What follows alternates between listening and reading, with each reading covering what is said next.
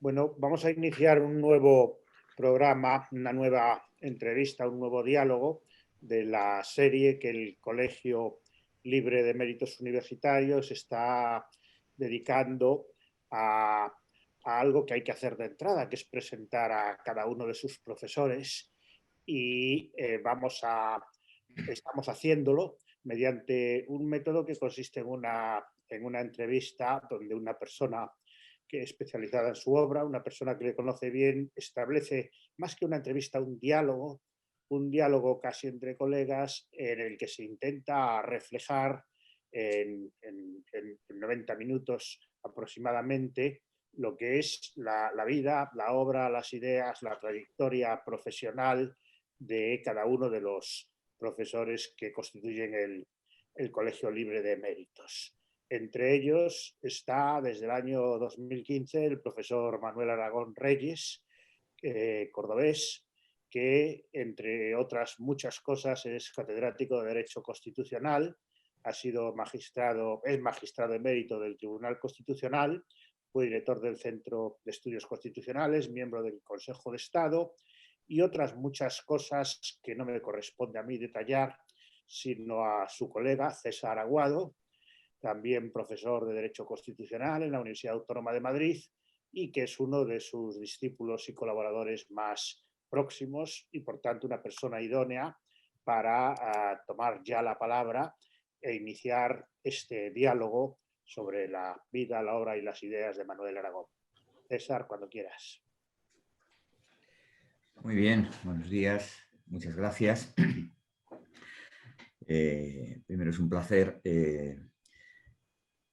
por intermedio del Colegio de Méritos, poder charlar con mi maestro, en fin, al que conozco bastante, como he de suponer, y además con motivo de una invitación por parte del Colegio Libre de Méritos, que, bueno, pues como de su propia denominación se deriva, es una institución que concentra la sabiduría y la experiencia.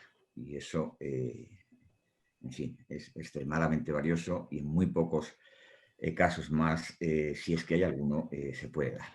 Bien, como acaba de comentar quien nos ha presentado, esto, más que una entrevista, tiene la idea de ser un diálogo y más que de ideas que también, evidentemente, pues sobre todo en relación con la vida y con la obra de Manuel Aragón Reyes, que merece la pena realmente conocer por la trayectoria que ha tenido. Es un personaje muy conocido, da la casualidad, y hace unos momentos lo estábamos comentando, de que hoy, sin ir más lejos, bueno, pues he escrito un artículo en el periódico seguramente de más difusión de este país y que seguramente también tendrá su repercusión, sus comentarios, sobre todo entre los colegas. Estoy absolutamente convencido de ello, ¿no?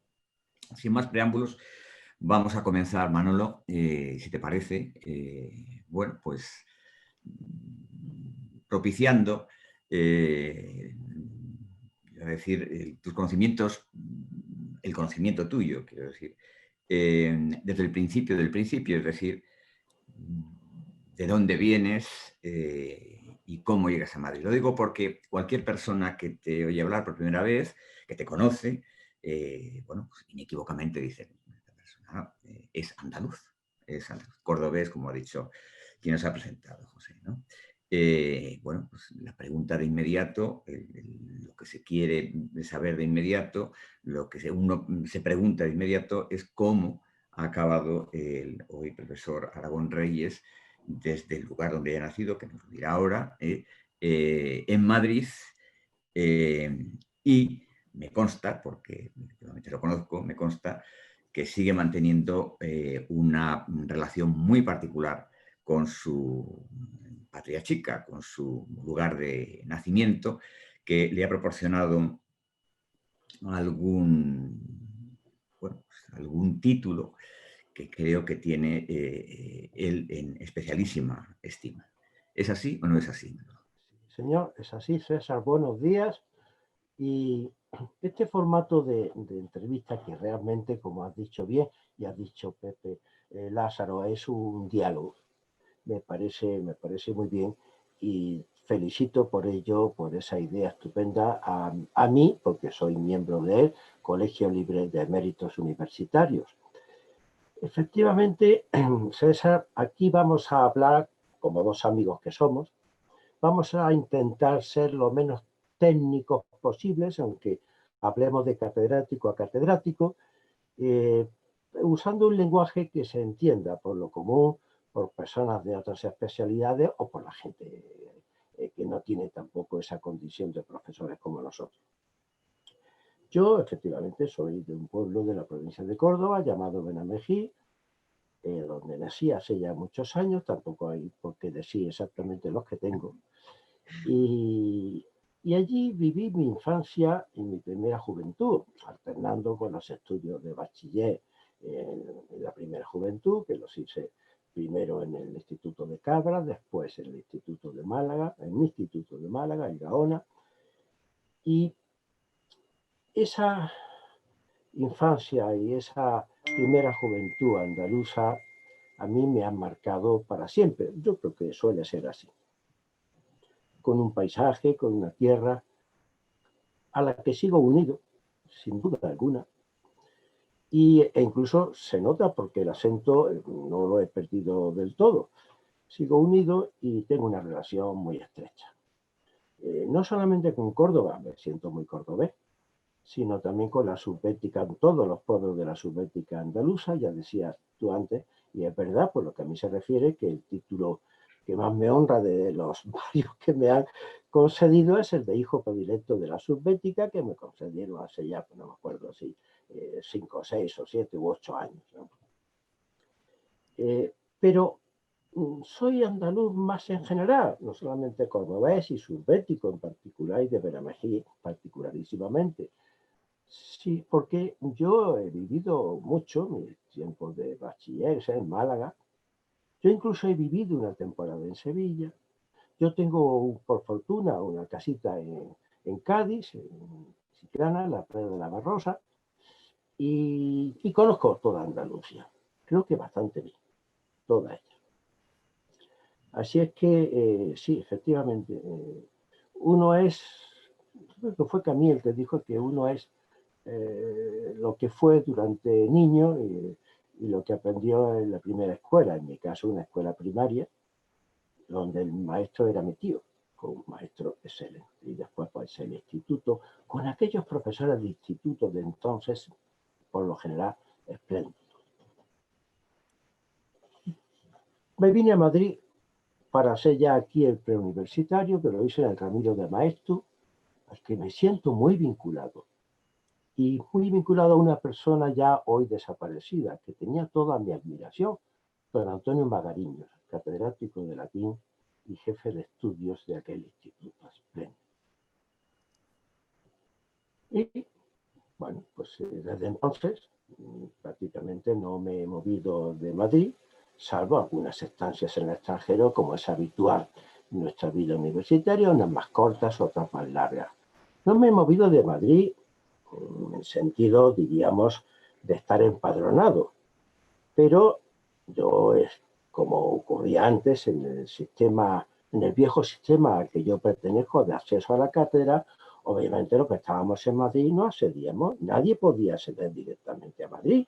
Primero teníamos que hacer un peregrinaje por lo que entonces llamábamos las provincias. Pero bueno, eso ya me imagino que querrá que me extienda ya sobre mis estudios universitarios y me Efectivamente, resumiendo sobre la infancia y la primera juventud. efectivamente, efectivamente. Además, en un momento de la infancia en la que España todavía estaba muy apegada en sus condiciones económicas, sociales, familiares, a un pasado de siglos. Realmente el pueblo que yo viví desde que tengo recuerdos, de los 3 o 4 años hasta que lo abandoné a los 17 o 18, lo abandoné, pero no definitivamente, claro, pues el modo de producción, el tipo de familia, era algo tan distinto de lo que es ahora.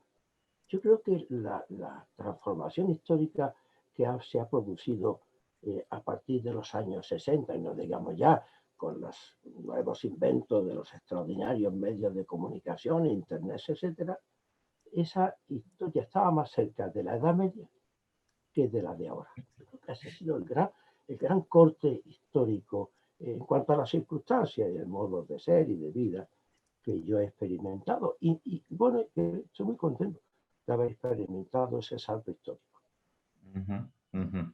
Sí, en fin, la diferencia entre el sistema anterior, por llamarlo de alguna manera, el régimen anterior, y el actual, pues evidentemente es enorme, verdaderamente enorme, sobre todo en los últimos años. Pero yo quería seguir un cierto orden lógico y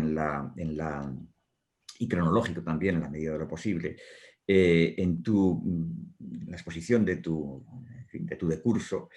Una vez que estabas en Madrid, que llegaste a Madrid y que hiciste el preuniversitario en el Ramiro de Maeztu, etcétera, fuiste a cursar tus estudios universitarios y lo hiciste, si no recuerdo mal, en la Universidad Complutense. Mi pregunta es, ¿por qué Derecho de inmediato?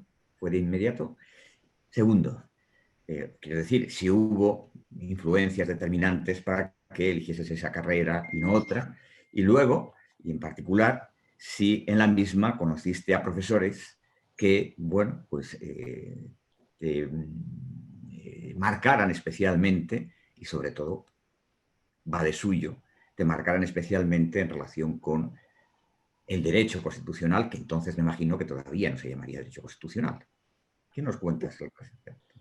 Así, la elección de derecho realmente no fue absolutamente deliberada, sino quizás también producto de las circunstancias, aunque después me aficioné muchísimo al derecho.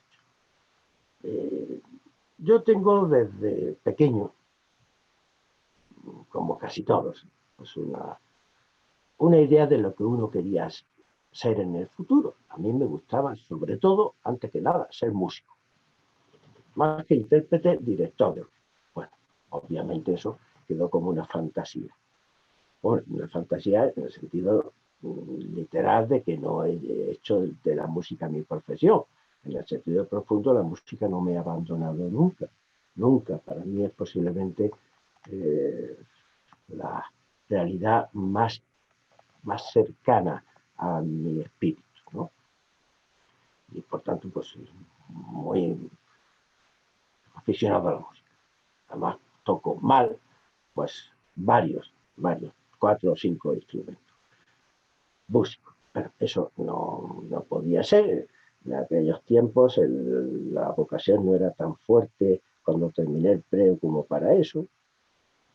La segunda vocación mía más inmediata también desde muy joven era la física, sobre todo la astronomía. ¡Qué barbaridad! Yo hice el bachiller superior y el preu de ciencias. Anda. Sí. El preu de ciencias. Y en consecuencia, bueno, pues algo había ahí. Pero determinadas circunstancias de mi vida me impedían dedicarme por completo a una carrera de ciencia. No se puede hacer física, por ejemplo, pues a ratos. Y estuve dudando entonces, otra fijación mía de siempre fue la filosofía, las humanidades, vamos a llamarle. Estuve dudando si filosofía o derecho.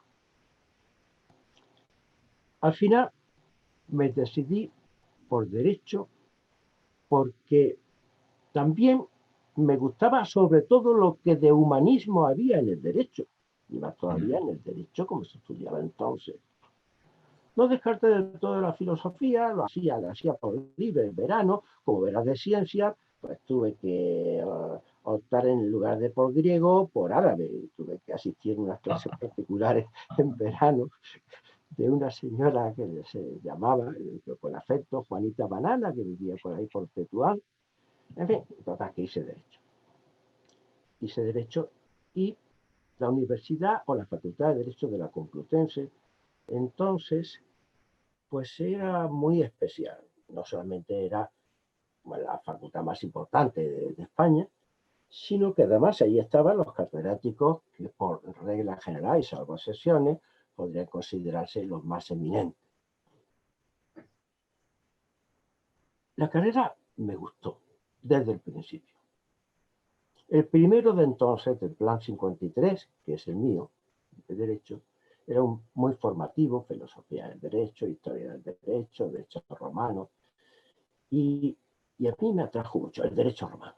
Una cosa perfecta, me pareció sistemático, lógico, además, con su vertiente de creación histórica poco a poco, que me atrajo muchísimo. La filosofía del derecho también, el derecho político entonces, porque no había derecho constitucional, Claro. estábamos en los años 60, y el derecho político, pues bueno, pues tenía una vertiente también humanística, de historias de las ideas y de las formas políticas. Leí por recomendación de un estupendo profesor el libro de Savain, que para siempre me ha acompañado, pues es un libro espléndido, escrito en los años 30, las mejores historias de las ideas políticas que se han escrito, y seguí con la carrera. Me encontré catedráticos estupendos.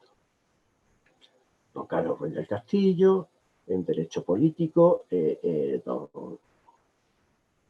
progresando así, pues, bueno, Alonso Orea en Derecho del Trabajo, Guas en Derecho Procesal y Leonardo Prieto Castro, Mariano de la Navarro, con el que tuve una relación ya después muy, voy a decir fraternal porque la diferencia de edad era muy grande, pero muy intensa.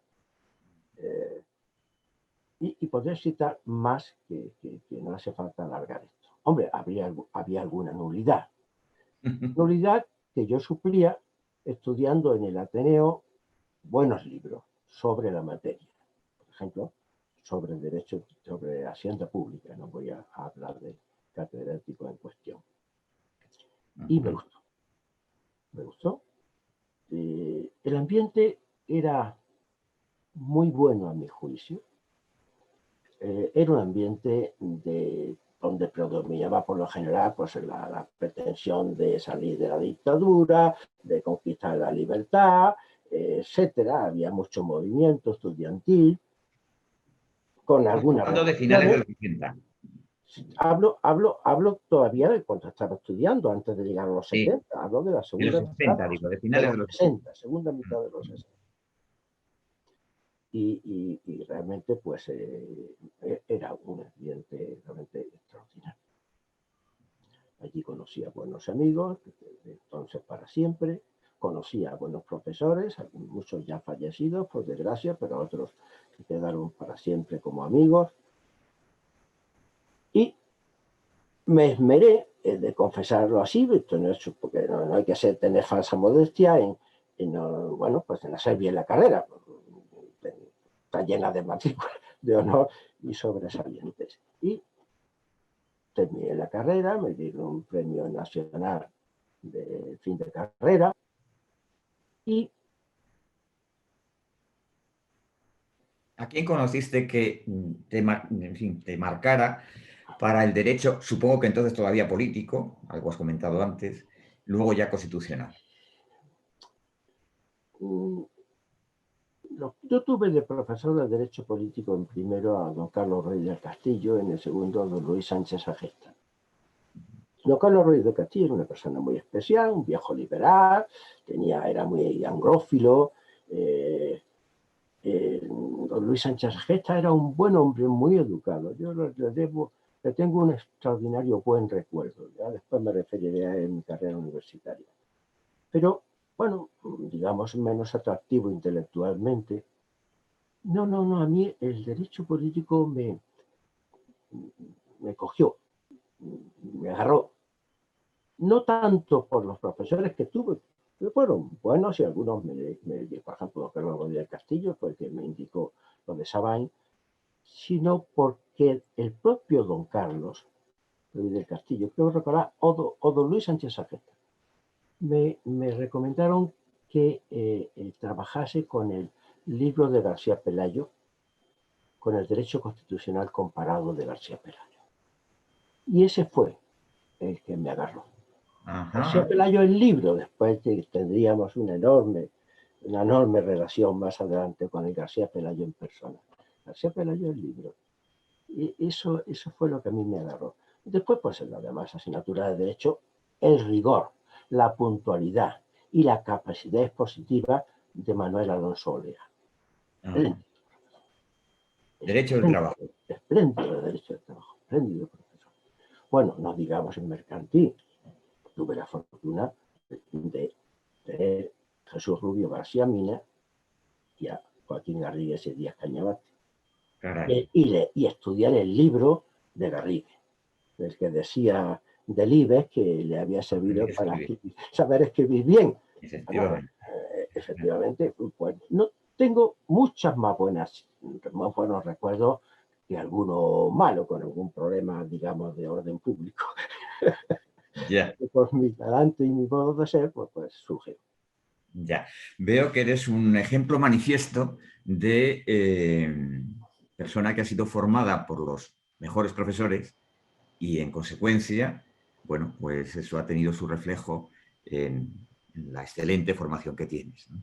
La importancia de los grandes y buenos profesores, los que has citado son los clásicos en sus respectivas materias y efectivamente, bueno, pues has tenido una enorme, en fin, suerte en el sentido de que has estado en el lugar oportuno y en el momento oportuno con los grandes profesores de las distintas materias. Bien, y a partir de ahí, ya que has contado que ha sido el García Pelayo libro, el que te marcó, por decirlo así, el que te prendió para el derecho político y luego que ha devenido constitucional, ¿cómo comenzaste tus primeros pasos en tu vida académica? Ya profesional, quiero decir, y no como estudiante, sino en tu vida académica. En particular, bueno, pues por lo que se deduce evidentemente de lo que has dicho antes, eran tiempos muy particulares, muy próximos a la transición, sino ya la transición misma, en fin, donde las ideas, pues en fin, contaban mucho, las ideas de las personas, ya una persona, un estudiante formado, con criterio propio, etcétera. La universidad estaba en efervescencia en ese mismo momento, etcétera. ¿Cómo fue eso? ¿Cómo fueron tus primeros pasos en tu vida académica? Sí, quiero contarte, a lo mejor te lo he contado una vez, pero si no te lo cuento ahora. ¿Cómo llegué yo al derecho político? ¿Cómo llegué ya a ser profesor ayudante de derecho Exacto. político? No a Esto, estudiarlo, llegué durante la carrera. esto es. El último curso de la carrera, el quinto, había filosofía del derecho, en primero era derecho natural. Bueno, Y bueno, yo tuve la suerte de recibir las clases de don Joaquín Ruiz Jiménez, persona buenísima, sí. amabilísima y estupendo. Y entonces me tomó mucho afecto don Joaquín. Tanto que cuando faltaba poco para terminar el curso, en vez de mayo o abril, no que mayo, me dijo, Aragón, ¿usted qué va a hacer? Yo quiero seguir la carrera universitaria. ¿Y por qué no se queda conmigo en filosofía del derecho? Y entonces yo, que era un joven petulante y mal educado, tuve la desdicha, parece mentira, no me lo perdono, de decirle a don Joaquín, tan bueno, tan amable, mire, don Joaquín, yo es que a mí la filosofía del derecho, tal como en España está, hay que tener osadía de descuento, pues no me atrae, porque no es ni auténtica filosofía ni auténtico derecho. Don Joaquín, en lugar de mandarme a hacer freír gárgara y decirme que era un mal educado, pues con una paciencia franciscana me dijo, bueno, Aragón, entonces a lo mejor usted lo que le va a interesar, ya que veo que tiene inquietudes humanísticas, es el derecho político. Y entonces yo vuelvo a lo mismo. Sí, don Joaquín, pero es que actualmente ya se había jubilado Ruiz del Castillo. Es que actualmente a mí no me atrae mucho lo de Sánchez Agesta. Hombre, ¿cómo no le atrae? No, porque sus libros y su forma de ser, no. Además, hay muchísima gente con él, ponerme al final de una larga fila de ayudantes, pero sobre todo porque no me atrae intelectualmente mucho. Vaya, pues. Y entonces, con otra paciencia franciscana infinita, me dice don Joaquín: Aragón, no se preocupe, le entiendo. Mañana a 11, lo que sea, en la sala de profesores, esté usted, porque le voy a presentar a una persona que sí le va a interesar. Se ha incorporado hace muy poco, después de estar muchos años sirviendo como embajador de España, don Javier Conde. Don Javier Conde es una persona a la que yo intelectualmente estimo mucho y nos hemos llevado muy bien desde siempre, pese a que nuestras ideas son muy distintas.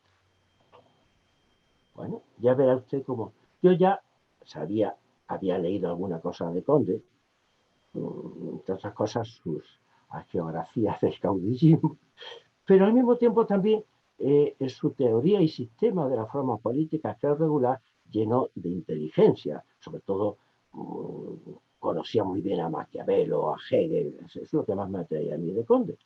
Entonces al día siguiente llego a la sala del profesor, don Joaquín estaba allí en ese momento porque entonces había mucha costumbre, hoy casi desaparecida, de que los profesores se vieran, y yo cuando era profesor ya allí nos viéramos, entre clase y clase en la sala de profesores, y se hacían tertulias entre los profesores, y eso yo, allí estaba Joaquín, y me coge y me dice, bueno, estaba Conde.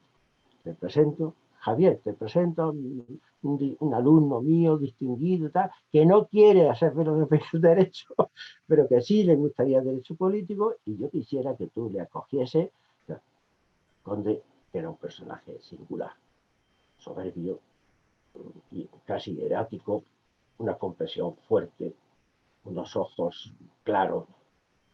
Me dice: Aragón, mañana a las 4 de la tarde puede venir a verme a mi casa del Paseo de la Castellana 54, cuarto, no sé si derecha o izquierda. Bueno, y al día siguiente me presento a la hora en punto a ver a Conde, a hablar con él. Me recibe muy amablemente y entonces comienza a preguntarme qué inquietudes tengo, qué libros he leído, le dije lo del Savall, lo de García Peláez, tal. ¿Y qué piensa usted del Savall? ¿Y qué le ha interesado más de los personajes que analiza Savall? Digo, bueno, a mí trató mucho, pero sobre todo su estudio sobre Job. Entonces empezó a hablarme de Job y me tiraba de la lengua. Claro, yo algo había leído ya de Job. Total, después de 1 hora y pico de charla me dijo: nada, mañana otra vez en la sala de profesores a tal hora, le espero. Al día siguiente voy, me espera, me dice: acompáñeme. Y nos vamos a ver un personaje fundamental en la facultad, que era Juan Vivanco, fue el secretario perpetuo de la facultad. Vamos al despacho de Vivanco, que me conocía mucho de estudiante, pues yo era un estudiante muy, muy conocido. Entonces le dice: Vivanco, nombre a Manuel Aragón, ayudante mío de Derecho Político. Vivanco se pone muy nervioso porque cuando era imponía. Don Javier, es imposible, si no ha terminado la carrera. Bueno, pues lo termina dentro de un mes o algo así, dentro de 2 meses, inmediatamente usted me lo va a nombrar. Bueno, y entonces, efectivamente, acabó la carrera, me nombraron profesor ayudante con un sueldo de 1.000 pesetas al año. No está mal. Entonces, yo comencé a acompañar ya en el curso siguiente, con la carrera terminada, a Conde a sus clases. Clases de las que los alumnos casi no se enteraban de nada, porque tienen un nivel muy alto de extracción, de exposición, y él estaba en esos momentos absolutamente enamorado de la ciencia política norteamericana, sobre todo del funcionalismo, Parsons, Easton. Y entonces yo asistía con él y les contaba a los alumnos esas cosas que no se enteraban de nada. Y entonces decía: Easton. Y los alumnos: ¿qué? Aragón, ponga usted el nombre en la pizarra. Menos mal que yo precavidamente sabiendo todo eso, me había aprendido perfectamente todos los nombres ingleses a los que podía citar Conde. Fue un año, porque eso fue un año extraordinario. Como Conde había estado mucho tiempo fuera, el despacho de Conde lo había ocupado Villar Palasí, catedrático de Derecho Administrativo. Y a Conde le habían puesto un despacho que era un poco más pequeño. Y todos los días después de clase y después de pasar por la tertulia de la sala de profesores, subíamos a la cuarta planta donde estaban los seminarios y los despachos de los catedráticos. Entonces se paraba delante del despacho de Villar Palasí. Siempre estaba cerrado Villar Palasí, entonces era ministro. Y sacaba una tarjeta. Aragón, quite la tarjeta de... Tenía que ser yo el ejecutor, claro, él no se iba a manchar las manos. Quite la tarjeta de José Luis Villar Palasí. De ahí había como una cosita donde se ponía la tarjeta de profesor. Tarjetero, y ponga la mía, un tarjetero. Y yo ponía la suya. Evidentemente, algunos de los discípulos de Villar quitaba la tarjeta y la vez siguiente otra vez lo mismo. Y yo ponía la tarjeta. Allí me encontré en la cátedra de Conde con mis queridos amigos y sobre todo con el que sería mi maestro. Porque Conde al año siguiente fue nombrado embajador en la República Federal Alemana de España, en Bonn. Dejó la cátedra otra vez y ya no volvió porque falleció a los 2 o 3 años de un infarto en Alemania. Y entonces allí conocí en la cátedra inmediatamente a Juan Ignacio Tena Ibarra, entonces director del Instituto de Cultura Hispánica, padre de María Tena, que después fue alumna mía y persona entrañable. Allí estaba Pedro Bravo. Pedro Bravo Gala era espléndido. Pedro Bravo Gala, que me referiré después cuando hable de García Pelayo, era una persona, digo era porque falleció desgraciadamente, persona excelente y de una cultura y un saber, sobre todo de historia del pensamiento, eso, impresionante. Y me encontré con Rubio, que acababa de desembarcar en la cátedra de Conde como profesor adjunto interino. Esto sí que hay que... Es que esto es absolutamente crucial para mi vida intelectual y para mi vida profesional. Entonces, con Rubio había estado... Conde, inmediatamente que volvió y ocupó la cátedra otra vez que tenía en Madrid, volvió en el año 69. Conde le dice a Rubio, que ya estaba en España, lo explicaré, que se incorpore a su cátedra, porque lo había conocido de los viejos tiempos del Instituto de Estudios Políticos, que Conde dirigió tantos años. Rubio, después de hacer su doctorado en la Sorbona y eso, los años 50, al final de los 50, 58, 59, pues se fue a Caracas, donde García Pelayo estaba dirigiendo el Instituto de Estudios Políticos de Venezuela. Lo llamó a él y a Pedro Bravo, para que estuvieran con él, fueran sus colaboradores en el instituto. Y Rubio estuvo allí hasta el año 67. En el 67 volvió a España, sacó de inmediato el letrado de las Cortes y estaba en las Cortes, pero al mismo tiempo, como tenía una vocación universitaria muy fuerte y había conocido en el viejo Instituto de Estudios Políticos, donde hizo también los cursos en los años 50, a Díaz del Corral. Y entonces entró con don Luis Díaz del Corral en la cátedra de Historia de las Ideas Políticas o del pensamiento político de don Luis en política. Cuando volvió Conde, le dijo que era no solamente muy amigo de Díaz del Corral, que eran consuegros, pues entonces, que serían después consuegros. Entonces se trajo a Rubio a la Facultad de Derecho. Y allí me lo encontré, recién llegado Rubio, recién llegado yo. Él llevaba ya un año, yo acababa de llegar. De ayudante, él era profesor adjunto interino. Cuando Conde se marcha al año siguiente, se hace cargo, se llamaba entonces encargado de la cátedra de Conde Rubio.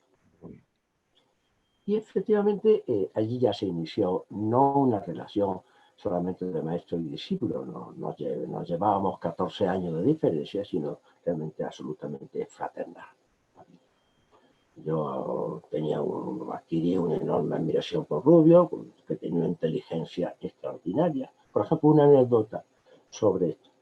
Estando yo en quinto curso de la carrera, sí, don Mariano de la Navarro me dice, que también me tenía mucho afecto, Aragón, porque hablando con él de lo que yo iba a ser, que me gustaba o no el derecho político, ¿no? Entonces me dice, Aragón, acabas de volver de Caracas y está en política, pero me imagino que acabará, todavía no había vuelto conde en la facultad, un marsólogo, dijo, excelente, profesor Rubio Gerente. Y yo, que ya le había leído, porque había publicado, acababa de publicar en Alianza Editorial, Colección de Bolsillos, su introducción a los manuscritos de Joven Marx, de filosofía de Marx, con una introducción espléndida.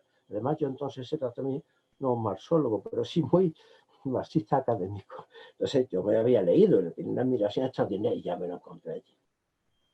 Desde entonces ya se inició una relación maestro-discípulo, familiar además, entrañable, que duraría toda la vida, porque hace 3 o 4 años falleció, desgraciadamente. Y ahí se produjo otro acontecimiento importante, mi tesis doctoral. Yo le dije un día a Conde, en los primeros momentos que estoy con Conde, me pregunta, bueno, ¿la tesis de qué piensas hacerla? Pues no sé, ¿verdad? Entonces me propone una cosa de, siendo él un extraordinario conocedor de la historia del pensamiento político, estaba en esos años pues, completamente enamorado de la sociología política norteamericana. Incluso quisiera un estudio muy americano de cómo se organiza una ciudad. Bueno, no, aquello a mí no me atraía mucho, porque a mí la sociología empírica no me ha atraído nunca, me atrae la sociología teórica, pero la empírica nunca me ha atraído. Entonces, bueno, pues estaba yo inquieto porque aquello no me gusta. Pero se va Conde. Entonces, se reunió. Bueno, Manolo, ¿qué vamos a hacer? Porque hay que empezar la tesis. Yo ya llevaba un año en la facultad de ayudante. Digo, pues no sé, a mí es que me gusta más la teoría, la historia política. Y, bueno, oye, pues, y especialmente la historia política española. A mí me gustaría hacer algo sobre un personaje teórico, político. Digo, y se me ha ocurrido, le dije a Rubio, Azaña. Hablo de años todavía en el franquismo y donde no estaba permitido aquí los libros sobre Azaña, pero circulaban, ahora diré. Me dice, pues no me parece mal. Como esta noche tengo una cena en casa de Díaz del Corral con Marabal y no sé qué, voy a sondear a ver qué les parece a ellos.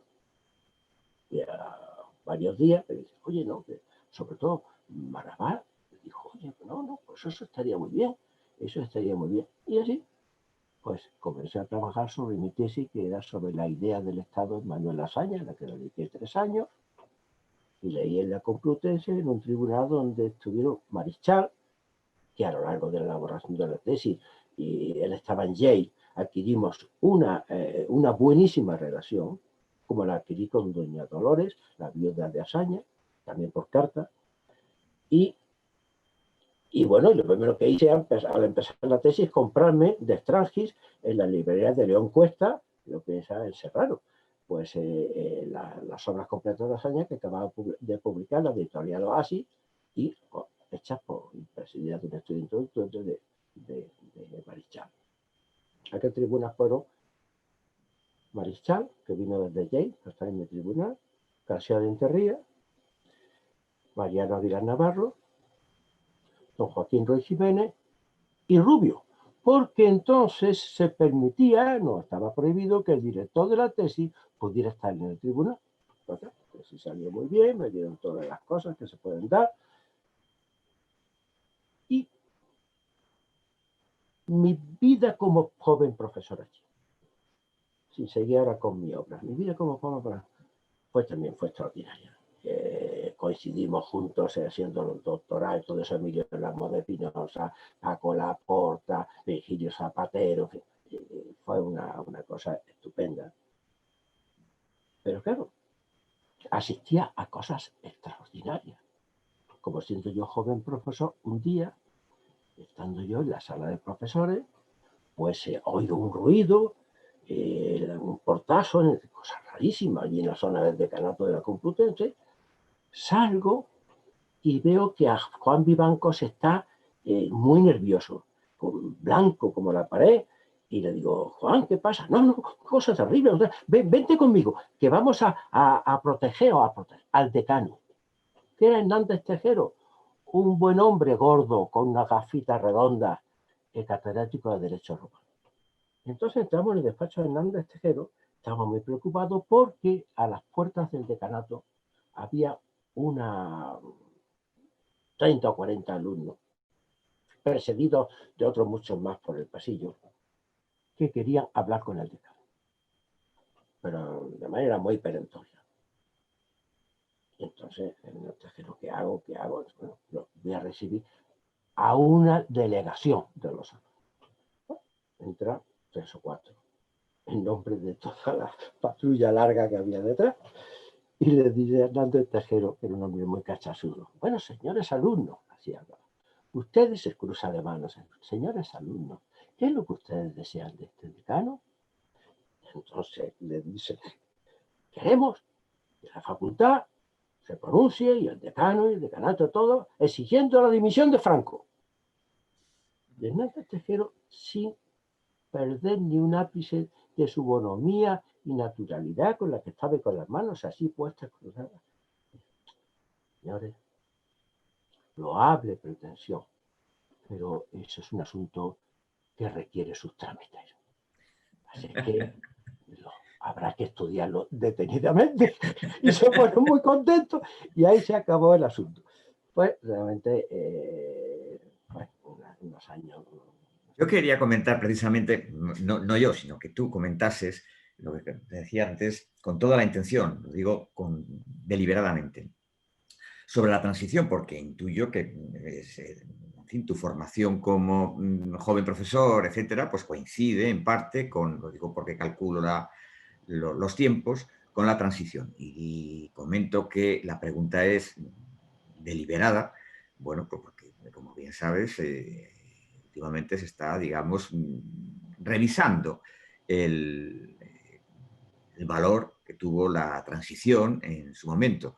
Y bueno, pues siendo tú quien eres, estando iba a decir, en el lugar, seguramente, o uno de los lugares neurálgicos, como era la Universidad Complutense en aquellas fechas, etcétera, bueno, pues cuál es tu idea después de haberlo vivido, no simplemente como referencia, sino después de haberlo vivido y visto desde hoy, bueno, pues ¿qué es lo que te parece en definitiva? ¿Cuál es tu juicio sobre la transición? Pues mi juicio es excelente. Es excelente. Y creo que no exagero objetiva. El año, cuando muere Franco, pues la mayoría de los jóvenes profesores y muchos de los antiguos estamos por la democracia. Bueno, estábamos ya antes, o sea que entonces haciendo, digamos, la oposición a la dictadura. Estábamos por la democracia, eso no lo tenía. Y yo comencé, por tanto, año 76, con la ley para la reforma política, a participar en un plano secundario. Yo era muy joven en algunas cosas de la transición. Por ejemplo, en todo el proceso aquel con Rubio, por cierto, siempre sobre la legalización del Partido Comunista, año 77, y haciendo algún papel para amigos que ya estaban en el primer gobierno de Suárez, como José Pedro Perayolca, Juan Antonio Díaz Ambrona, y la verdad es que el espíritu con que se inició aquel proceso de cambio fue extraordinario. Extraordinario. Si doy un salto y me coloco en el 78, pues el modo de elaboración de la Constitución, donde Rubio tuvo un papel fundamental como secretario general del Congreso de los Diputados, y que yo estaba siempre con él, el ánimo de concordia que hubo, la capacidad del sector más joven y más intuitivo del franquismo de saber qué tenía que pasar por la democracia y la moderación con la que la llamada entonces izquierda democrática se comportó fue realmente extraordinaria. Todos además estábamos muy confiados desde que el rey, nuestro rey don Juan Carlos, hizo aquel discurso famoso en el Congreso de los el Congreso de los Estados Unidos, en que el gobierno Arias tenía que caer y en que efectivamente tiene que producir una transición hacia la democracia, que se produjo además de manera modélica. Ni reformas ni ruptura.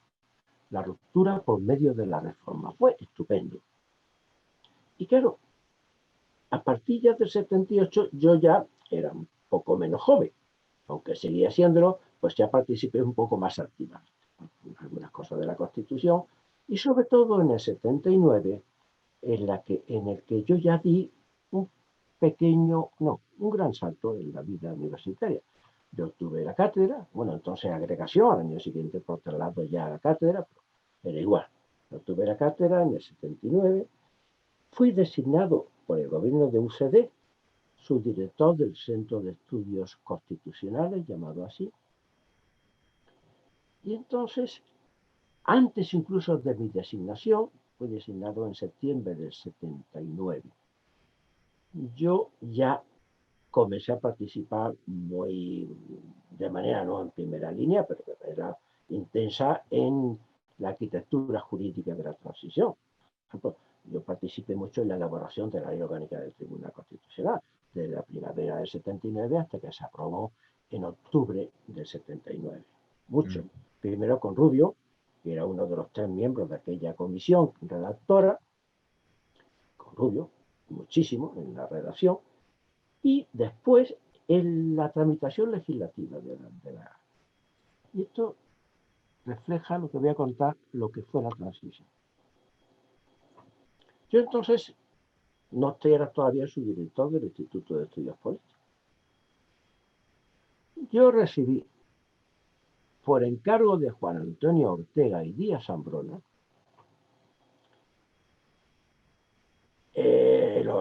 que no cobré porque no quise cobrar. Esas cosas entonces no se hacían de otra manera y por otros motivos. Pues la tarea de realizar el seguimiento del procedimiento legislativo, informando a las enmiendas, proponiendo las que se podían aceptar, de esa ley. Y al mismo tiempo, Gregorio Pérez Barba me dijo: Manolo, he creado una comisión, estamos Virgilio, Zapatero, Paco Laporta, Arias Díaz, sobre este proyecto de ley, para que podamos proponer enmiendas que os parezcan bien. Quiero que estés en ella. Sí, por supuesto, pero yo estoy haciendo lo mismo para UCD. ¿A ti no te importa? Dice, a mí no, digo, se lo diré a Juan Antonio. El otro, ¿te importa? No. Y yo al mismo tiempo estaba informando de las enmiendas que se presentaban para el Ministerio de Justicia y proponiendo algunas enmiendas que me parecían que a lo mejor podían mejorar una ley en cuya redacción yo había intervenido. Con conocimiento mutuo de ambos, UCD y PSOE. Esa es la transición. Como fue el hecho de que yo fuera designado subdirector general del Centro de Estudios Constitucionales en el 79 por un gobierno de UCD y me hiciese cargo de las funciones de director desde 1883 a 1986 con un gobierno del PSOE. Significativo. Eso hoy no se entendería, desgraciadamente. Pues esa fue la transición. Eso es lo que yo efectivamente quería esa fue la transición. Porque merece la pena que se sepa y que se sepa. Yo me siento tan orgulloso de aquellos tiempos como español, como profesor, tanto. Efectivamente. Bueno, acabas de decir que consigues la cátedra previa a la Fruntilla, etcétera, en el 79, pero la cátedra, si no recuerdo mal, eso no se accedía directamente a la cátedra en Madrid, sino que había que hacer un periplo, ¿no? Pues coméntanos sobre todo, iba a decir el periplo, como acabo de comentar,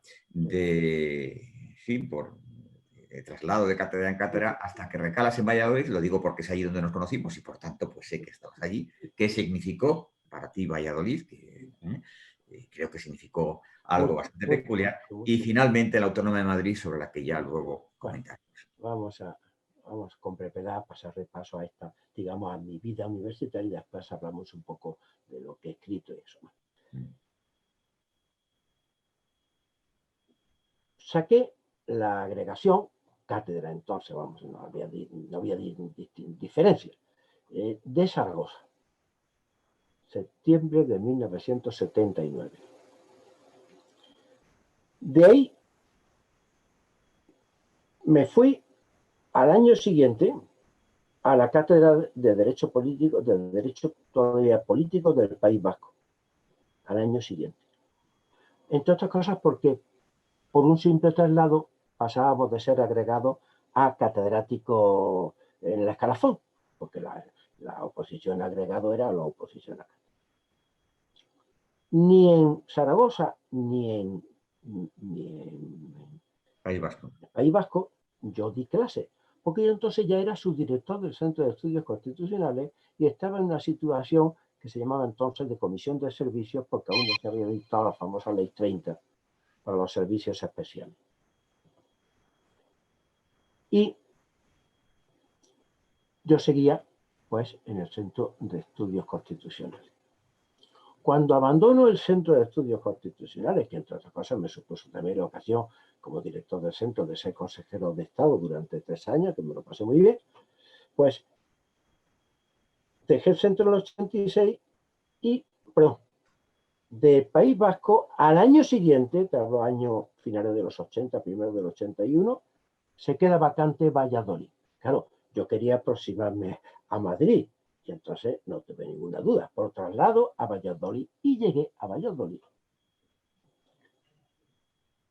Finales de los 80, primero del 81, tomé posesión que me la dio Justino Duque, catedrático y gran amigo mío a partir de después de Derecho Mercantil, Justino Duque, y de secretario general de la facultad estaba Fernando Valdés, persona con la que desde entonces me he llevado muy bien, amistad que se ha reforzado con el paso del tiempo, después de coincidir algunos años en el Tribunal Constitucional, y a la que yo le tengo un afecto profundísimo y una gran admiración, pese al mal momento en que ahora está por el que está pasando.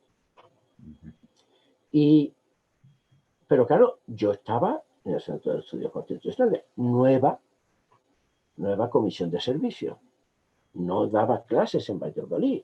Quiero recordar que de cuando en cuando me pasaba, porque me encontré con unos jóvenes, Paloma Virlino y el Mundo Matías, jóvenes estupendos, pero que estaban, bueno, pues dejados de la mano de Dios, como se dice así. Y entonces yo creo que periódicamente iba a dar una vuelta por Valladolid para verlos y eso, pero dar clases no. Cuando dejé el Centro de Estudios Constitucionales en el 86, me fui a Valladolid, donde te conocí.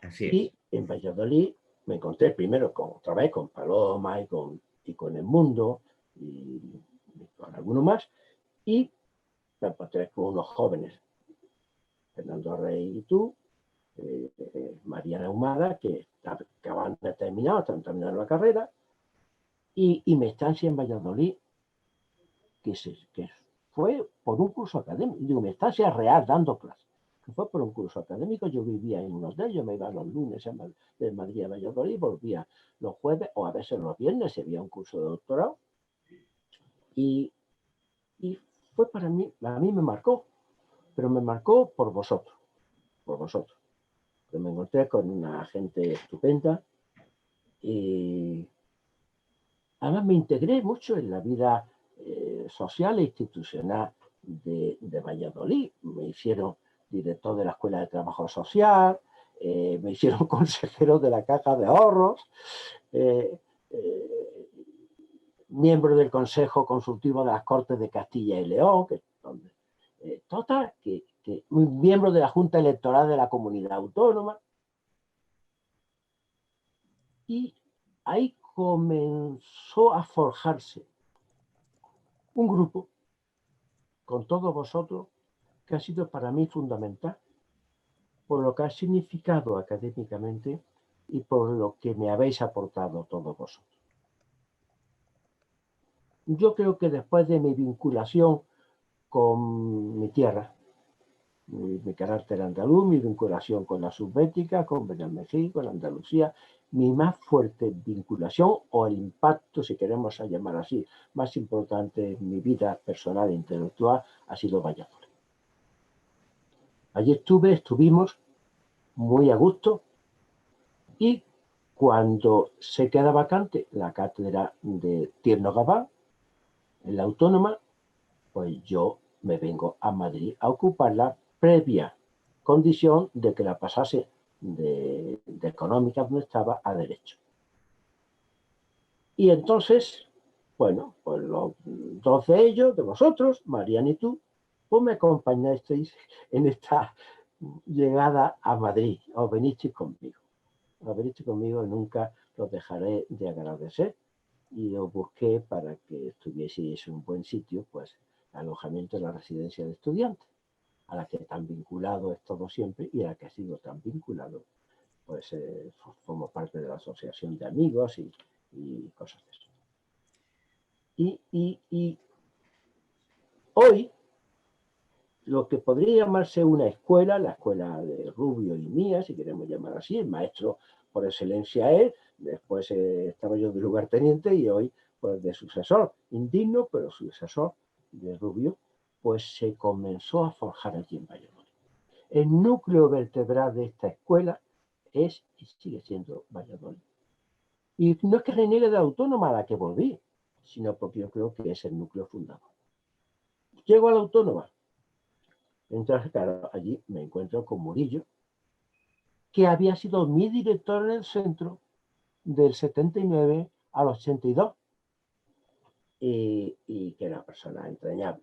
Luego me encuentro con otros viejos amigos y la Autónoma pues hasta hoy, allí pues ha pasado de todo, salvo el paréntesis de mi estancia en la Tribuna Constitucional, que resulta absolutamente incompatible, legal y de facto con el ejercicio de la docencia, pues no he dejado de estar. Y claro, y ahí he vivido momentos, bueno, he sido decano de la facultad, creé el anuario de la facultad, tuve la suerte de ser profesor del entonces Príncipe de Asturias, asistí en primera línea al asesinato de Paco Tomás y Valiente, tan gran amigo mío, y bueno, y ahí sigo. Me jubilé, tuvieron la delicadeza de hacerme catedrático de mérito y ahí seguiré dando clases hasta que las fuerzas me dejen, o hasta que, sin que me dejen las fuerzas, paulatinamente de pronto me dejen del todo y resulta que me muero, pero ahí seguiré, porque César, yo sin todos vosotros, sin la escuela, sin los discípulos, difícilmente podría vivir y sin dar las clases. Yo tengo una enorme vocación docente. No sé si soy buen profesor o soy mal profesor, pero intento por lo menos llevarle a mis alumnos al conocimiento de las cosas con cierta capacidad de pedagógica. Y eso es brevemente, aunque tendría que añadir algo, César, de esta trayectoria. Si no, no sería completa. Por un lado, mi vinculación con Eduardo García de Enterría, que fue a través de Rubio. Eduardo y Rubio eran muy amigos. Y un hombre al que yo admiré, un hombre del que yo aprendí, aunque no ha sido maestro mío, era catedrático de Derecho Administrativo, bueno, pero Enterría era más que eso, era un gran constitucionalista. Pero la verdad es que la impronta que ha dejado en mí, su amistad y su magisterio son grandísimos. Y García Pelayo. García Pelayo, primero por su libro y después por su persona, con la que me encontré por fin, cuando en el año 78 se quiso él, y aquello no prosperó, dirigir un comentario a la recién nacida Constitución. Y en la casa del Viso, Alcántara 28 de García Pelayo, Pues allí me llevó Rubio y me presentó a García Pelayo. Rubio era discípulo de García Pelayo, estuvo con él en Caracas 8 o 9 años. Y me sedujo, ¿no? Una persona muy peculiar. No, era un hombre de inteligencia, muy zamorano, muy castellano, que de noche se puede comer un par con pringadas, ¿sabes tú lo que es eso, no? Sí, sí.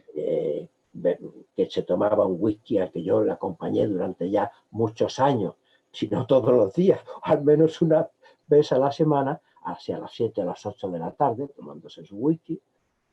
Y García Pelayo me prestó libros y sobre todo la conversación con García Pelayo. García Pelayo era una eminencia, era un hombre muy sólido, todo un carácter. A tal grado de relación llegamos que me tuvo que imponer, yo no quería, que hiciera la introducción a la reedición de su derecho constitucional comparado en los años 80, que se hizo en Alianza Editorial. ¿Quién ha acusado a García Pelayo, o quienes han acusado a García Pelayo, que en el voto de calidad de la sentencia de Rumasa lo que hizo fue someterse servilmente a las presiones o indicaciones del gobierno, aparte de cometer una infamia, no conocía a García Pelayo? García Pelayo, que fue jefe de Estado Mayor de un cuerpo de ejército en la Segunda República, que estuvo después en campos de concentración, que lo salvó de la pena de muerte don Antonio Luna, que era amigo suyo. García Pelayo, hombre de convicciones socialdemócratas. García Pelayo nunca, por su modo de ser, que parecía un coronel del Estado Mayor prusiano, nunca se hubiera sometido, nunca a presión alguna. Además, yo lo sé, porque conmigo tenía referencias de contarme algunas cosas. Yo lo sé. No, lo hizo por convicciones. Por convicciones. Vamos a llamarle socialdemócrata. Pero no, de ninguna manera, por presión. Menudo era García Pelayo. En fin. Muy bien. Sí. Esta es una revelación interesante, efectivamente dicha por ti, que tuviste una relación, bueno, singularísima con él, como saben todos en la asignatura.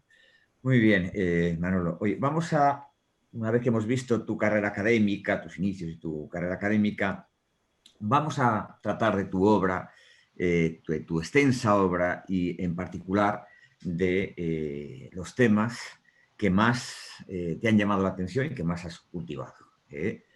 Constitución, democracia, control, jurisdicción constitucional, etcétera. ¿Qué es lo que tú resaltarías más de tu obra, dicho en términos, pues eso, en fin, casi coloquiales, no de especialistas, sino casi coloquiales para quienes puedan ver esta grabación o este vídeo?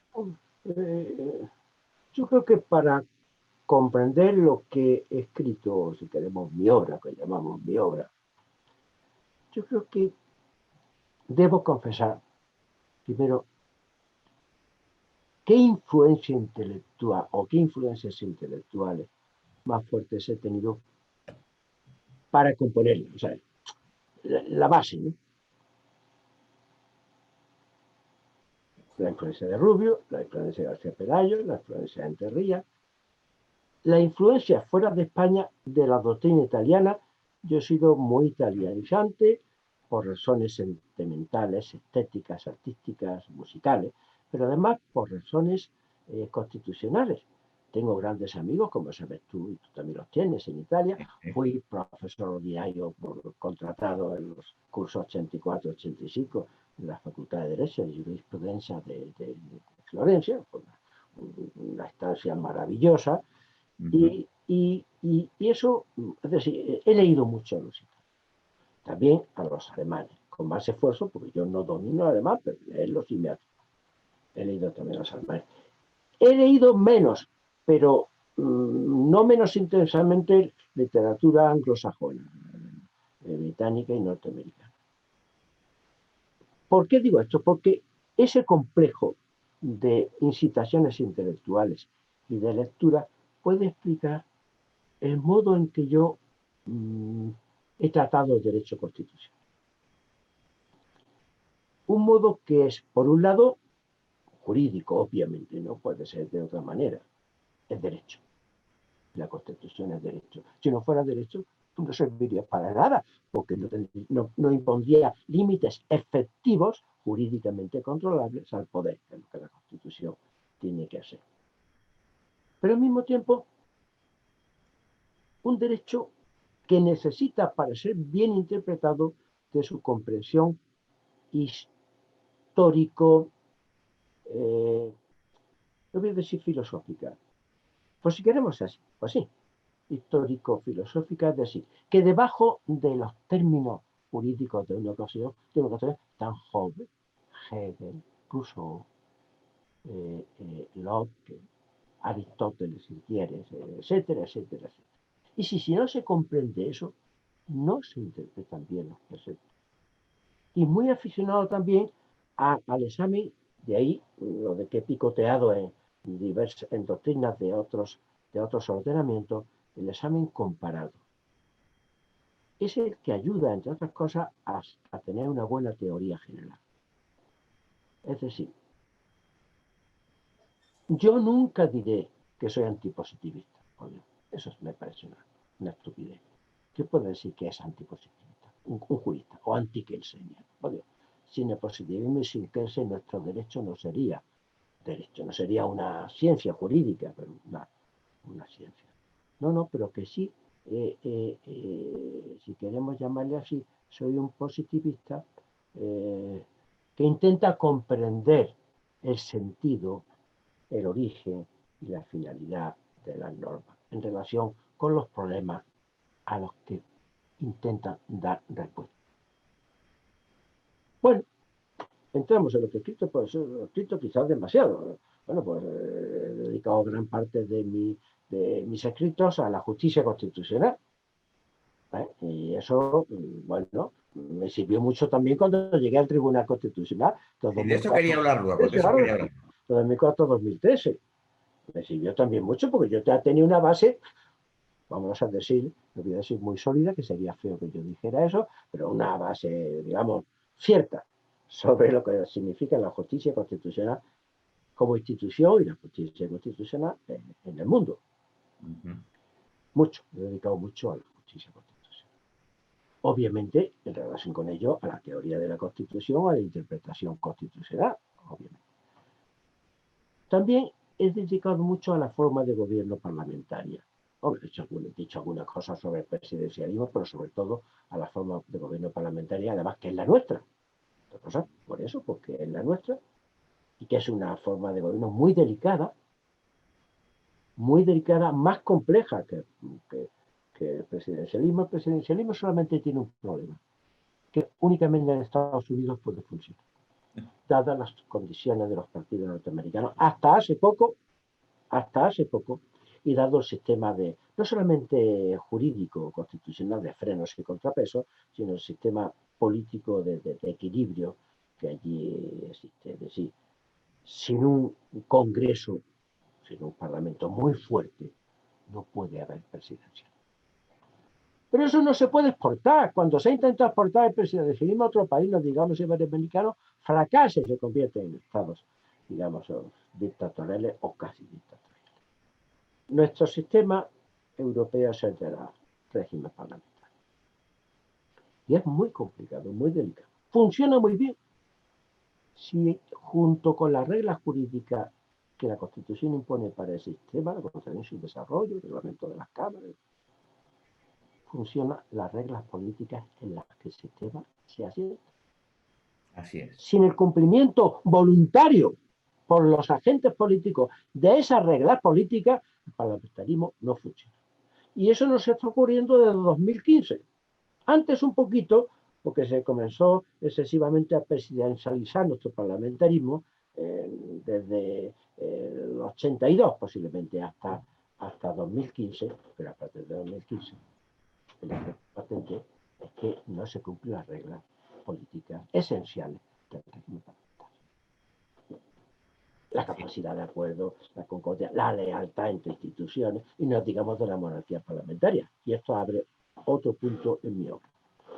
Parte de mi obra no solamente se ha dedicado a lo que llaman hoy derecho parlamentario, sino también a la monarquía parlamentaria. desde muy tempranamente. Mi primer trabajo sobre la monarquía fue en el 79, en el libro se publicó de Predier y Enterría. Y después he seguido publicando cosas sobre la monarquía parlamentaria. Monarquía parlamentaria española a la que yo tengo una enorme admiración. Primero por la labor institucional del rey don Juan Carlos, más gente que al final de su vida, pues por falta de prudencia o de lo que sea, pues haya tenido los percances que está teniendo. Pero su obra institucional fue absolutamente admirable. Y después, pues nuestro rey actual, que no es que solamente fuera alumno mío y que estuvo conmigo realmente toda la carrera, sino porque ha demostrado una capacidad, una serenidad, una prudencia y un conocimiento que realmente es difícil de encontrar en otros jefes de Estado de cualquier país del mundo. Y además porque la monarquía parlamentaria es nuestra gran solución a los problemas históricos que hemos tenido siempre y la que nos puede conducir, como nos ha estado conduciendo durante mucho tiempo, hasta la situación de crisis que vivimos a partir de 2015 y agudizada en los últimos años, conduciendo a una situación de progreso, de paz, de libertad, de desarrollo en todos los términos, como ocurre en las grandes monarquías parlamentarias europeas, danesa, la holandesa, sueca, entonces, esa para mí es, yo soy un defensor de nuestra monarquía, porque soy un defensor de nuestra Constitución y porque soy un defensor de nuestra transición política ejemplar. Quienes intentan acabar con la monarquía, intentan acabar no solamente con ella, sino con la Constitución y con la democracia. Así de claro lo tengo. Y así desde, no, yo no soy un político profesional, ni muchísimo menos. Y así desde mi condición de profesor lo voy diciendo y lo voy escribiendo cuando lo creo necesario. Tiene especial significación que lo digas tú porque acabas de recordar hace un rato en este diálogo, más que entrevista, bueno, pues que tú hiciste la tesis precisamente sobre Azaña. Es un presidente republicano que ahora es, en fin, reivindicado incluso por algún expresidente especialmente conservador, digámoslo así, ¿no? Sí, sí. Lo que me parece especialmente significativo que seas tú el que lo digas, me parece muy revelador, muy revelador. Una de las... perdona, César, por si no lo iba... Bueno, y otra parte de lo mucho que he escrito lo he dedicado al Estado autonómico, a las autonomías territoriales y un poquito, no demasiado, pero un poquito a derechos fundamentales. Más o menos son las áreas en las que yo he escrito algunos libros y muchísimos artículos, digamos, de esto que le llamamos científicos, en revistas especializadas, capítulos de libros. Yo qué sé, yo creo que haber escrito... Tú a lo mejor has hecho una vez recuento porque me mandaste, yo soy incapaz de hacer mi currículum, más de 200, de nuevo, artículos y capítulos de libros y una docena de libros. Bueno. Así es, así es, así es. Me has quitado la palabra, es la compenetración ya, porque iba a preguntarte a continuación que, junto con monarquía parlamentaria, control del poder, justicia constitucional, te iba a preguntar muy en particular por, bueno, pues nuestra forma de Estado desde el punto de vista territorial, que yo creo que sabes, no creo, sino que tú sabes, que yo creo que, bueno, pues es una forma territorial muy peculiar y que, lo voy a decir con suavidad, no ha dado en modo alguno el resultado que los constituyentes podían. Ya sabes que yo entiendo que no hay modelo propiamente dicho en la Constitución, modelo de organización territorial del Estado, pero bueno, que podían, efectivamente, o que querían más bien, que creían, casi diría yo, que podría resultar de, de las posibilidades que daban al legislador orgánico, al legislador concretamente estatutario futuro. ¿Qué es lo que tú podrías comentar en relación con esto? Porque creo que, proveniendo de ti, puede ser especialmente interesante. Bueno, la pretensión de los constituyentes de darle una solución a nuestro viejo problema de la organización territorial, que ya se había mostrado en nuestra historia otras veces, era una pretensión loable. El fin era muy loable. Y partían de una convicción que después se ha demostrado que no se cumplió. Entonces parecía que sí, y es de que los partidos nacionalistas habían apartado sus ideas secesionistas y, bueno, estaban dispuestos a integrarse en un sistema de autonomía territorial. La Constitución creo que no pudo, porque no se puede de la noche a la mañana transformar un Estado desde el punto de vista jurídico centralizado en uno completamente descentralizado. Eso es muy difícil de hacer. La Constitución enunció unas reglas del futuro Estado y muchas reglas importantes. No desconstitucionalizó territorialmente el Estado, lo constitucionalizó en sus líneas básicas, lo constitucionalizó. Y dejó después el desarrollo estatutario, el principio dispositivo, el desarrollo autonómico. Yo creo que difícilmente podía haber hecho otra cosa. Al margen de que a todo lo pasado siempre se le ocurre a uno, pero en aquellos momentos parecía que aquello podían causarse. Después los estatutos pues, fue un problema porque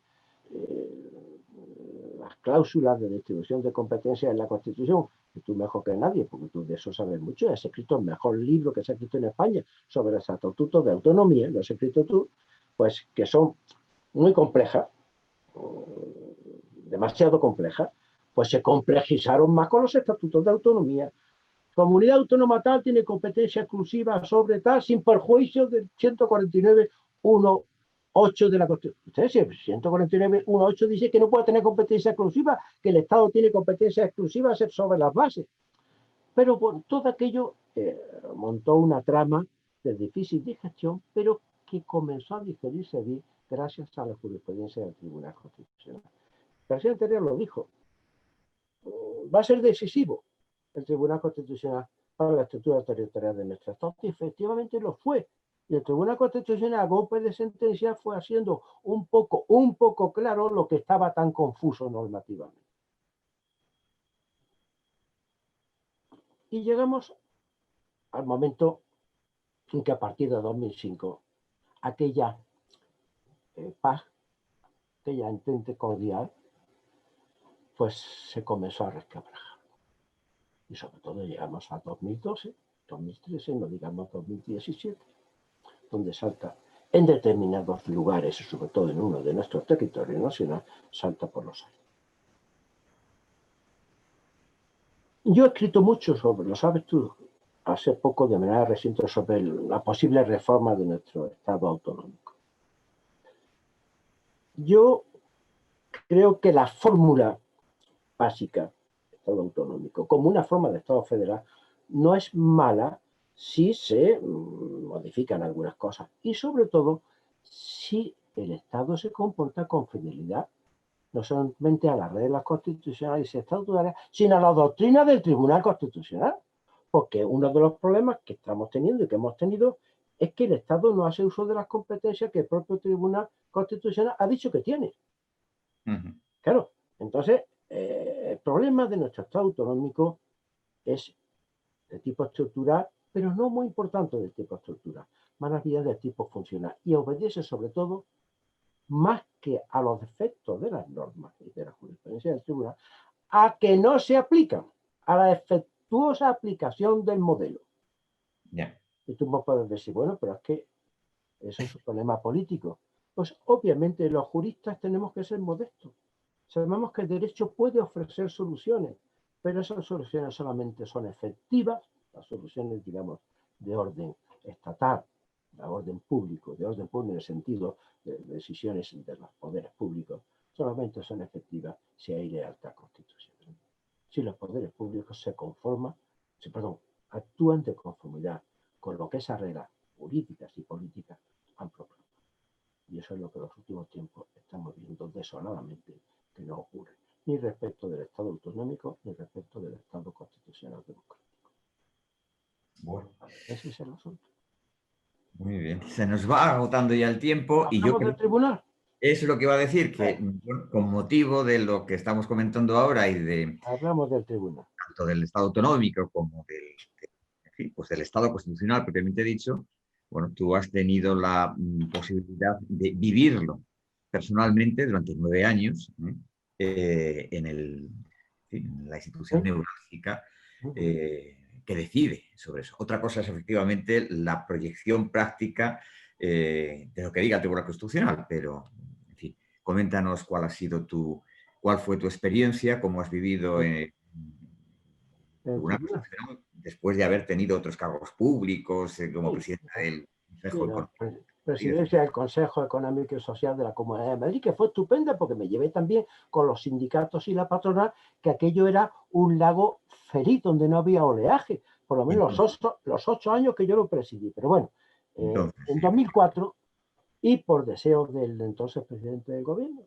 presidente dado casi, Rodríguez Zapatero, que decía él que me tenía mucha estima como constitucionalista, pues decidió proponerme ir al tribunal.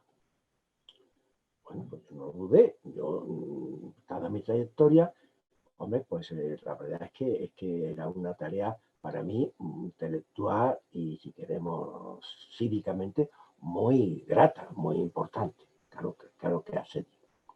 Ya había estado Rubio 12 años en el tribunal y yo algo del tribunal ya sabía. Y García Pelayo presidiéndole, y también yo algo del tribunal ya sabía, más mis lecturas y mis escritos. Bueno, pues llegué al tribunal.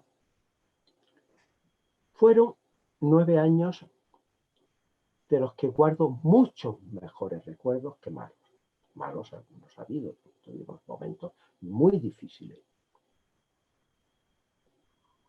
Allí me encontré con unos magistrados excelentes, en su inmensa mayoría, con un grupo dentro de esa inmensa mayoría, con los que daba gusto discutir, y discutíamos mucho en los plenos y en la sala. Daba gusto discutir por la altura de la discusión y por el respeto que todos nos teníamos, por ejemplo, como María Emilia Casas, como Javier Delgado, como Vicente Conde, como el vicepresidente Guillermo Jiménez Sánchez, como Elisa Pérez Vera, Ramón Rodríguez Arriba. Estupendo. La verdad es que fueron unos años. Hombre, y creo que contribuimos, yo en la medida de mis posibilidades, contribuí a resolver bien muchos asuntos. Consolidamos la doctrina del tribunal anterior, hicimos algunas modificaciones, creo que fueron acertadas en esa doctrina, que tiene que ir poniéndose al día, y yo me dediqué en cuerpo y alma. Yo me iba al tribunal. Yo estaba ya a las 9 de la mañana y muchos días salía a las 10 de la noche. Yo no trabajaba en casa por la tarde como habitualmente trabajo. Yo estaba allí en el tribunal, mi biblioteca, estaba en mi despacho y estaba todo el día. Y bueno, fue de trabajar porque le dedicaba casi más tiempo a las sentencias de los demás, a los proyectos, que a las mías propias. La verdad que fue una experiencia extraordinaria. Pasamos algunos momentos difíciles, todos los momentos relacionados, que yo duró 4 años, con el recurso de inconstitucionalidad, o los recursos de inconstitucionalidad frente al Estatuto de Autonomía de Cataluña, que resolvimos por una sentencia que yo no soy el que debe hablar de ella, más que decir que me parece la sentencia menos mala que podía dictarse, de la que no me arrepiento en la medida en que contribuí, vamos a llamar así, de manera decisiva a que se adoptase, y aprendí mucho también.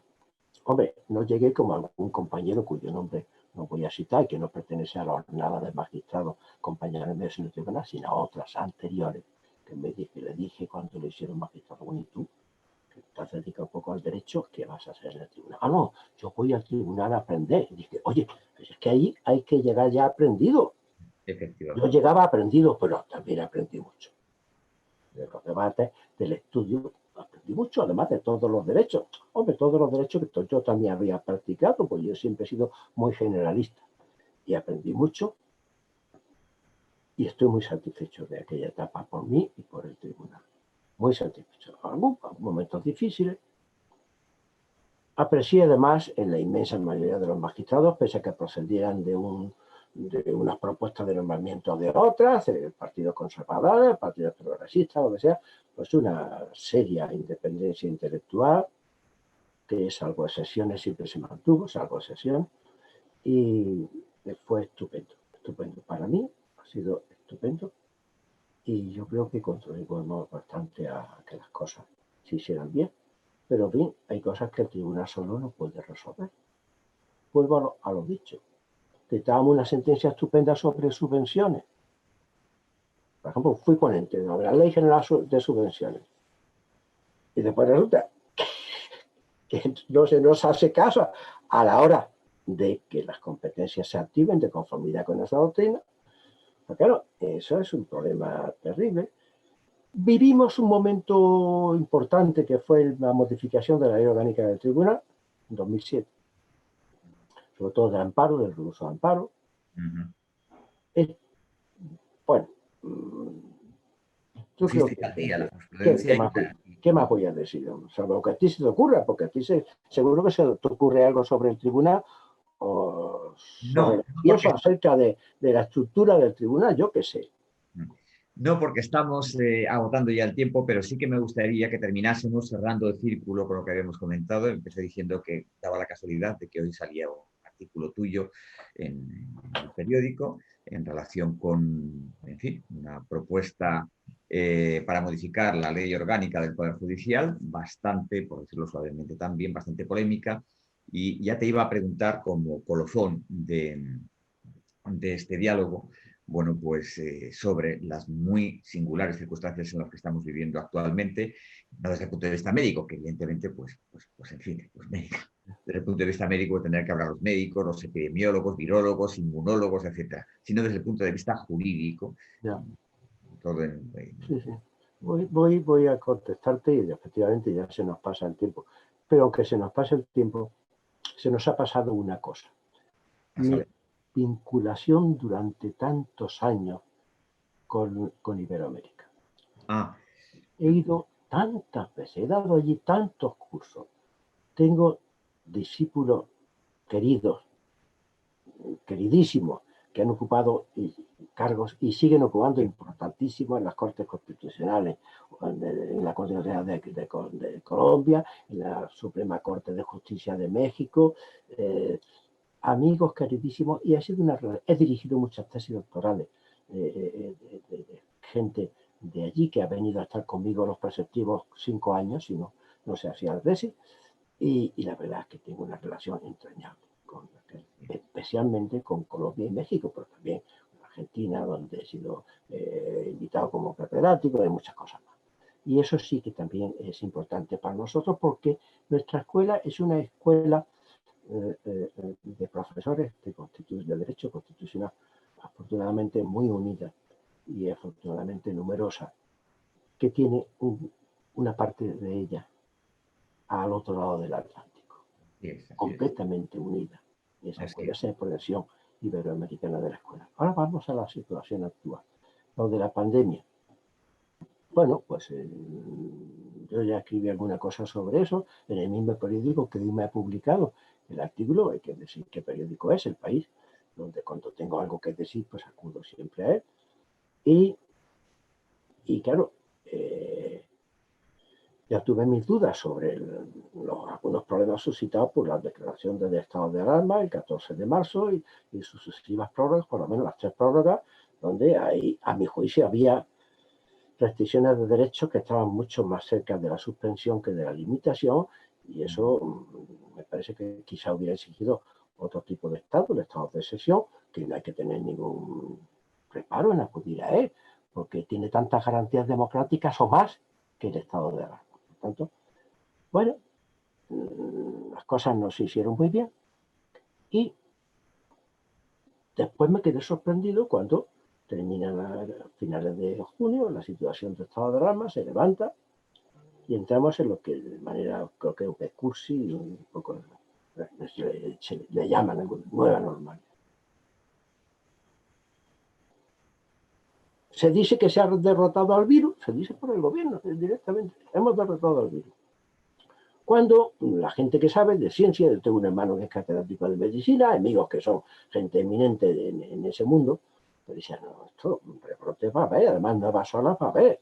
Y como no se haga muy bien, esto vuelve a ponerse muy mal, efectivamente, inmediatamente vuelve a ponerse muy mal. Todo el verano y ahora cada vez peor.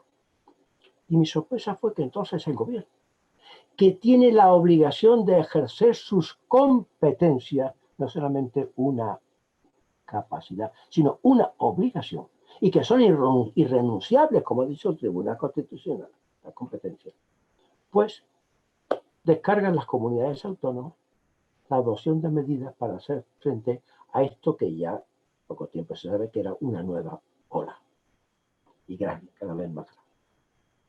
Eso ha provocado una situación de confusión, de decisiones jurisdiccionales opuestas o distintas según un tribunal u otro, o según incluso el propio tribunal, un sistema, a mi juicio, desorganizado por completo, confusión, enfrentamientos territoriales, agravios comparativos que han desembocado en el estado de alarma sobre Madrid.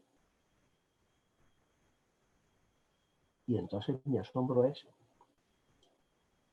cómo puede el Estado sustraerse a su obligación y endosársela a las comunidades autónomas, cuando éstas no tienen competencia desde el punto de vista del derecho ordinario, para limitar los derechos con la intensidad que nos están limitando, una especie de estaditos de alarma autonómico. No los tienen. Y las están usando, pero, a mi juicio, sin el apoyo debido del derecho. Y sobre todo, cuando solo el gobierno puede, si la situación es lo grave que requiere un estado excepcional, declarar el estado de alarma, por ejemplo, cosa que no pueden hacer las comunidades autónomas. Ni el gobierno, como ha dicho, lo hará solo si se lo pide las comunidades autónomas, si la ley orgánica es clara. La petición de una comunidad autónoma es facultativa. Y además no vinculante, la responsabilidad es la del gobierno. Que lo pida o no una comunidad autónoma, si se da las circunstancias, tiene que declararlo. Entonces, pues tenemos un problema serio. Sanitario, en primer lugar. Primero porque una agresión de naturaleza territorialmente nacional e incluso internacional no se puede combatir desde diversos lugares territoriales, cada uno haciendo la guerra por su cuenta. La pandemia no conoce fronteras. Y lo segundo, un problema muy serio, también, bueno, de orden sanitario no entro porque doctores tienen la iglesia, pero claro, hay escasez de medios, poca atención desde los poderes públicos a una sanidad que está al borde de sus capacidades, pero sobre todo el problema jurídico. Es que se nos ha juntado la pandemia sanitaria con una situación de que podría llamarse pandemia política de nuestro Estado constitucional y autonómico. Ciertamente. Infectado por una pandemia tan grave como la otra, con las consecuencias además que la pandemia sanitaria y la pandemia política están agudizando los demás efectos pandémicos para la economía, para la sociedad, para la vida de las personas. Por algo estamos entre los países más impactados por la... Eso no es una casualidad. Por algo estamos entre los países más impactados por la pandemia. Yo creo que, y esto enlaza con lo que tú decías, es que dentro de esa pandemia política está ese desdichado intento de modificar de manera, a juicio inconstitucional, el procedimiento de elección de los miembros del Consejo General del Poder Judicial. Por lo que me he visto cívicamente, no intelectualmente también, obligado a salir en el periódico diciendo que eso me parece que es tan tratado constitucionalmente que deseo de todas maneras que no prospere. Porque es una quiebra de nuestra división de poderes y una quiebra de la independencia judicial. Bueno, pues en esas estamos, César. Soy pesimista. Bueno, pues pesimista moderado. Y me dijo un amigo un día, ¿cómo? Si eres pesimista moderado, pues es que eres optimista moderado. Digo, no, estás equivocado. El pesimista moderado parte de ser pesimista y lo modera. El optimista moderado parte de ser optimista y lo modera. Yo es que parto de ser pesimista en estos momentos. aunque no pierdo nunca las esperanzas. Por eso soy moderado. Pero tenemos una situación política harto lamentable. Efectivamente, Manolo, efectivamente. Bueno, nos has dejado unas reflexiones finales con la claridad que te caracteriza, la pedagogía que te caracteriza en fin, con esto vamos a tener que ya dar por terminados. Ya hemos agotado el tiempo, la amable invitación del Colegio Libre de Méritos para que tu vida, tu obra y tus ideas pues hayan podido ser expuestas de esta manera tan estupenda por tu parte, bastante menos por la mía seguramente, y si necesita cualquier cosa el Colegio Libre de Méritos, pues estamos a su disposición. Oye, pues muchísimas gracias al colegio y a ti, César, por haberte prestado tan amablemente a que estemos conversando esta mañana. Hablando yo de cosas de las que tú también sabes, posiblemente más que yo. Pero bueno, eso es la... Tú eres más joven, esa es la diferencia. Y De ninguna de las maneras, Manolo, ya sabes que, en fin, eres el maestro admirado, el admirado maestro. Bueno, muchísimas gracias a los dos. Yo creo que ha sido un diálogo excelente, ejemplar, como recorrido por la trayectoria profesional de Manuel Aragón, que realmente es difícil de resumir en 90 minutos, pero que gracias tanto al esfuerzo de síntesis como a la claridad al centrarse en las cuestiones fundamentales, me parece que ha quedado excelentemente expuesta. Muchísimas gracias hasta los dos y espero que volvamos a coincidir pronto en alguna otra actividad del Colegio de Méritos. Será un placer. Muchas gracias, José, a ti.